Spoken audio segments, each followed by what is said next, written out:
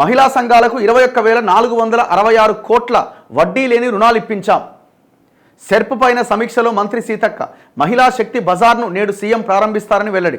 మేమేం అడుగుతున్నామంటే గ్రామీణ పేదరిక నిర్మూలన సంస్థ సెర్ప్ ద్వారా మహిళల ఆర్థిక సాధికారతకు ప్రభుత్వం అన్ని విధాలుగా అండగా నిలుస్తుందని, మహిళలకు ఏడాది కాలంలో 21,466 కోట్ల వడ్డీ లేని రుణాలను బ్యాంకుల ద్వారా ఇప్పించామని గ్రామీణాభివృద్ధి పంచాయతీరాజ్ శాఖ మంత్రి సీతక్క చెప్పారు. సీతక్క గారు అంతా బాగానే ఉంది, కానీ మీ స్టేట్మెంట్స్ ఇవన్నీ బాగానే ఉన్నాయి, కానీ మేమేం అడుగుతున్నామంటే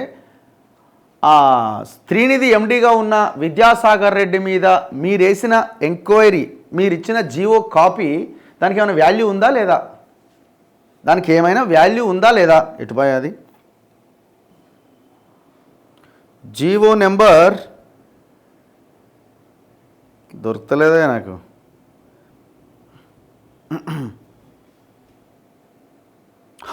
దొరికింది.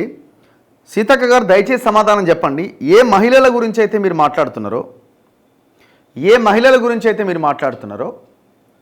ఈ స్త్రీనిధి ద్వారా కొన్ని వేలాది సిమ్ములు కొని మహిళలకిచ్చి, అక్కడ గ్రౌండ్లో పనిచేసే మహిళలకిచ్చి, ఎవరైతే ఇందులో ఎంప్లాయీస్గా పనిచేస్తున్న పురుషులు కానీ మహిళలకు ఆ సిమ్ములు ఇచ్చి వాళ్ళ యొక్క ఫోన్లు ప్రత్యేక సాఫ్ట్వేర్ ద్వారా ట్యాప్ చేసిన విద్యాసాగర్ రెడ్డి మీద మీరు ఏం చర్యలు తీసుకున్నారు? ఈయన మీద వచ్చిన అలిగేషన్స్ ఇవి. 5,400 కోట్ల బడ్జెట్ ఉన్న డబ్బులున్న ఆ స్త్రీనిధి కార్పొరేషన్ని మొత్తం సర్వనాశనం చేశారు. ఇందులో పెద్ద స్కామ్ జరిగింది. ఈ విద్యాసాగర్ రెడ్డి తమ్ముడు చంద్రశేఖర్ రెడ్డి అనేట ఆయన ముఖ్యమంత్రి రేవంత్ రెడ్డి దగ్గర ఆయన పేషీలో ఉన్నాడు, కీలకమైన పదవిలో. ఎవరిని కాపాడుతున్నారు? నేనేమంటున్నా అంటే మీరు అసలు ఈ జీవో ఇవ్వడమే చాలా గొప్ప విషయంగా మేము చూసినాం. ఎందుకు? ముఖ్యమంత్రి రేవంత్ రెడ్డి దగ్గర ఈయన తమ్ముడు ఎవరు విద్యాసాగర్ రెడ్డి తమ్ముడు పనిచేస్తూ ఉంటే సీతక్క గారు ఈ జీవో ఇచ్చారు. GO number 523.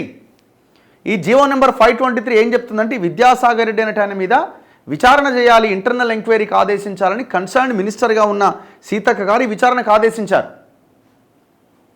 రైట్? ఈ విచారణలో ఎవరెవరిని? Anitha Ramachandran IAS, Pendyala Srinivas AGM IT and C department TSTS, Shrimati Chandrakala deputy secretary finance department, Shri G Srinivasarao additional registrar of cooperative societies government of Telangana. ఏమన్నారు? ఇగో, the above committee shall inquire into each detailed fact and information on the allegations made therein against the sequential activities and against the concerned staff of Srinidhi Credit Cooperative Federation Limited and shall submit its recommendations in a sealed cover to the government within a period of 2 months for taking further necessary action in this matter. 2 months అన్నారు. ఎప్పుడండి GO వచ్చింది? 19/9/2024. 19/11/2024కి time అయిపోయింది. ఇవాళ మనం December 5th ఉన్నాం. అంటే 2 నెలలు దాటి 3 నెలలు దగ్గరికి వస్తున్నది. ఇంకొక 5 రోజులు అయితే 3 నెలలు. మరి ఈ ఇచ్చిన జీవోకి ఏమైనా వాల్యూ ఉన్నదా? ఇది Panchayati Raj and rural development department ఇచ్చిన జీవో 19/9/2024. సీతక్క గారు దయచేసి ఆన్సర్ చేయాలి. మేమేం అడుగుతలేము మిమ్మల్ని మీరు కరప్షన్ చేసిరంటలేము, మీ గురించి మేము మాట్లాడతలేము. మీరు ఇచ్చిన జీవో ఎందుకు ఆగిపోయింది? ఈ జీవో మేడమే ఇస్తుంది.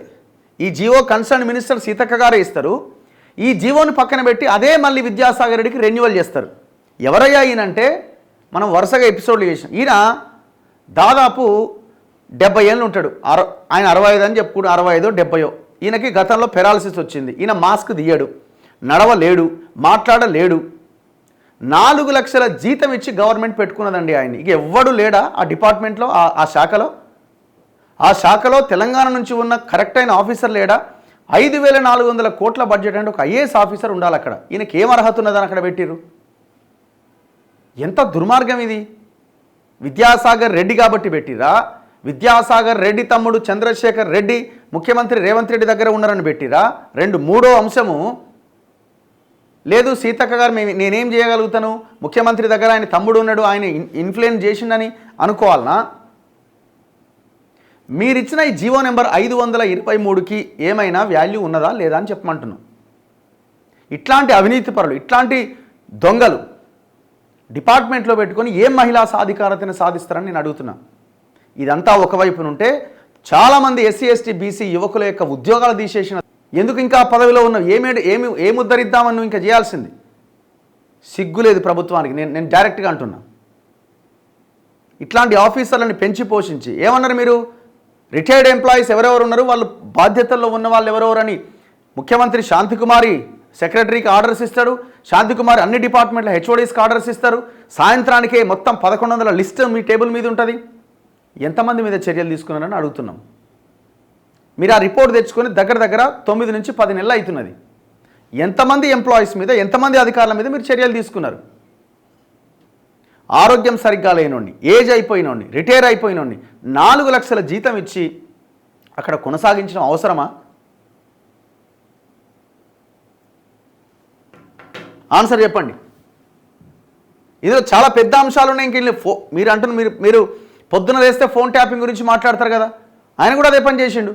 లక్షలాది వేలాది సిమ్ములు అక్కడ ఉన్న ఉద్యోగులకు ఇచ్చి ఓ 2-3 సాఫ్ట్వేర్లను తీసుకొచ్చి పెద్ద ఎత్తున అక్రమాలకు పాల్పడ్డాడు. మీరే ఆదేశించిన ఇంటర్నల్ ఎంక్వైరీకి ఆదేశించినారంటేనే సంథింగ్ ఏదో జరిగిందనే లెక్క మీ దృష్టిలో కూడా. అయినా కూడా ఎట్లా కంటిన్యూ చేశారు? మళ్ళీ మీరు అనకండి నాకేం చేస్తా, నేనేం చేయగలను అనకండి దయచేసి.